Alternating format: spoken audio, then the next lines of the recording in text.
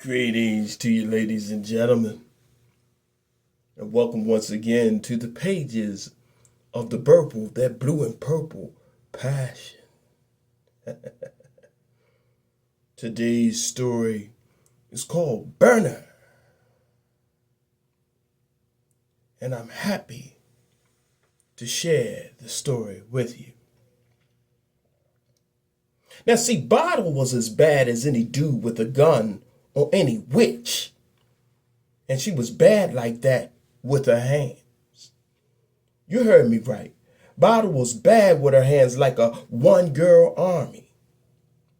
She was a hard-bodied Asian dame with short black hair, a chest that she ace-bandaged, and an attitude like hornets in a disturbed nest. Yeah, she was pretty mean.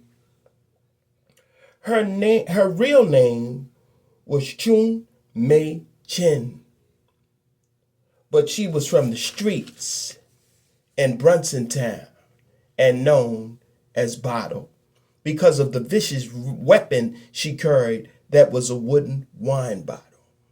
She was bad with it too, y'all. I mean, ninjas knew not to pluck with her, at least the smart ones did.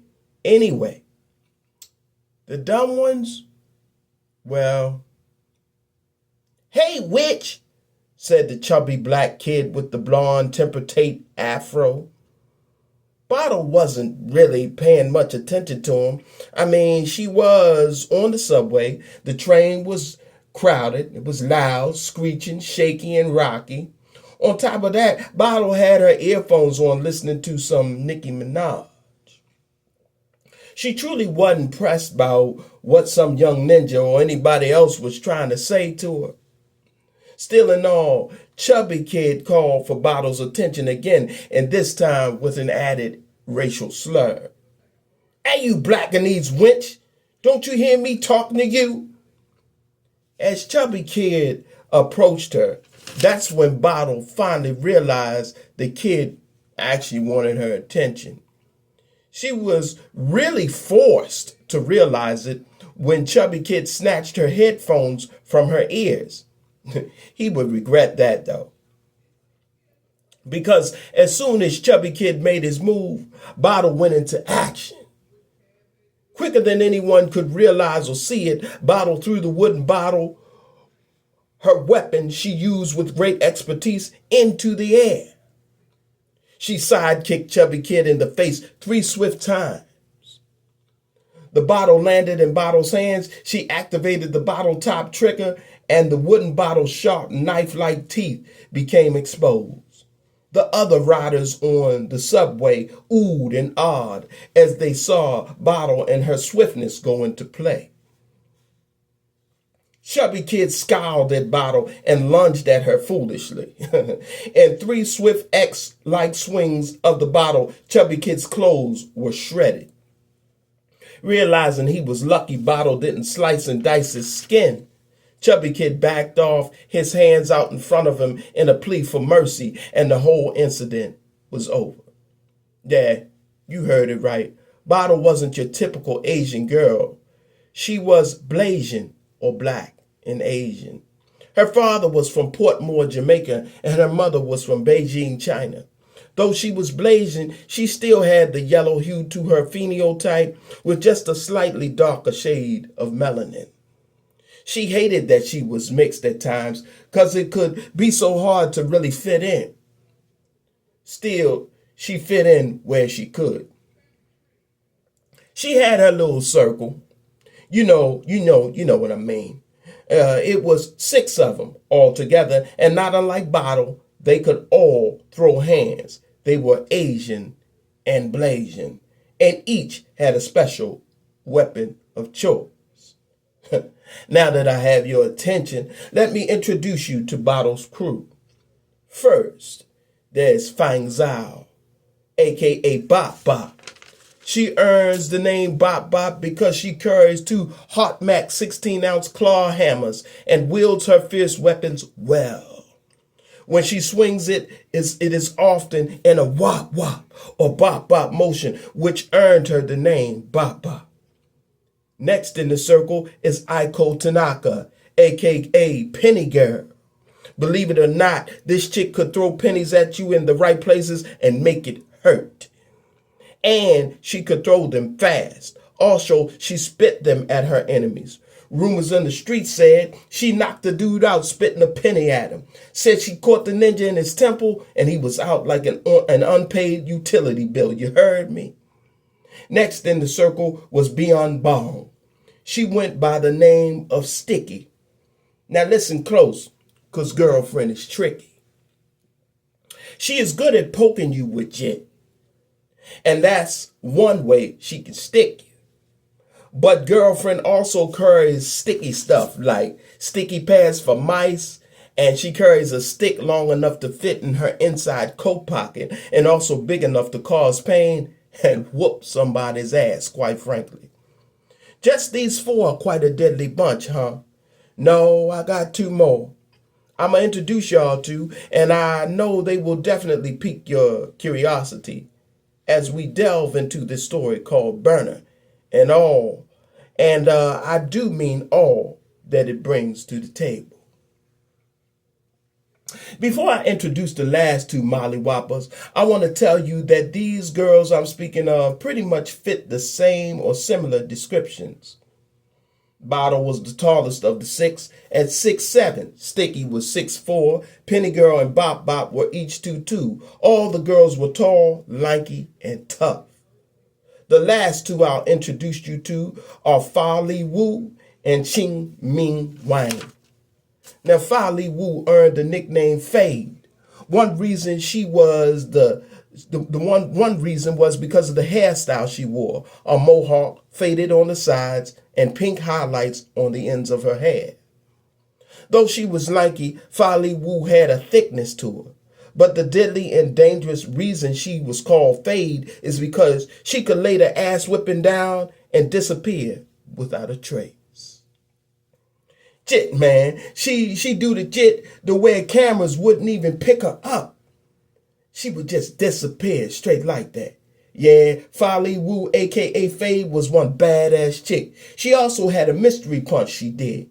Nobody really saw it. They just saw people laying everywhere. Last but not least, Jing Ming Wang, aka Skates. The other five, and this included Bottle, said and believed that Jing was the baddest, meanest, toughest of the six.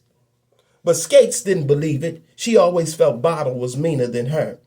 Jing earned the name Skates because she wore them all the time in an array of colors and styles, and they all had badass spikes on them.